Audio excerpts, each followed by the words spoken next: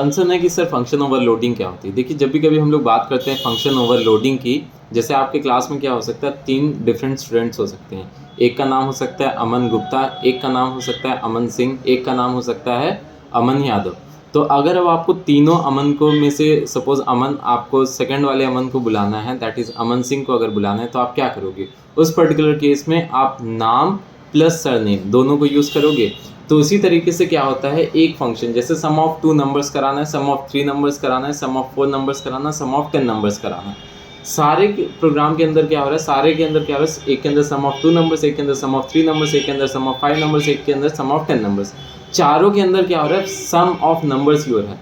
लेकिन इस particular case के अंदर सबसे एक इंपॉर्टेंट बात ये आ रही कि नाम सबका सेम हो रहा है, बट डिफरेंट आपके क्या हो रहे हैं, इनपुट्स अलग हो रहे हैं। एक के अंदर 2 नंबर का इनपुट, एक के अंदर 3 नंबर का इनपुट, एक के अंदर 5 नंबर का इनपुट, एक के अंदर 10 नंबर का इनपुट। तो ये पर्टिकुलर केस कहलाता है हमारा फंक्शन ओवरलोडिंग।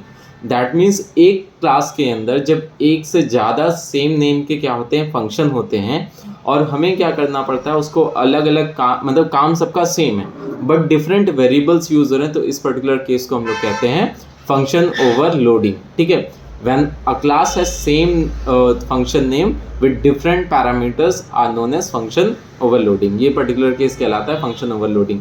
फंक्शन ओवरलोडिंग के केस में अब कैसे डिफ्रेंशिएट करता है, डिफ्रेंशिएट करने का बहुत सिंपल सा एक कंसेप्ट होता है, वो ये है कि जो फंक्शन का नेम होता है प्लस उसके पैरामीटर्स होते हैं, उनके बेसिस पे उनको डिफ्रेंशिएट करता है। मतलब जैसे भी मैंने एक एग्जांपल दिया, सम ऑफ एक 2 नंबर्स, एक 3 नंबर्स, एक 5 नंबर्स और एक 10 नंबर्स। ठीक है, तो इस पर्टिकुलर केस में अगर हमने एक सम लिखा और उसके आगे क्या कर दिया, 10 नंबर्स एंटर कराएं, उसके आगे पैरामीटर में 10 नंबर एंटर कराएं, तो तुरंत समझ में आ जाएगा कि कौन से किसको कॉल कर रहा है, आपका फंक्शन को कॉल कर रहा है विद 10 पैरामीटर्स वाले।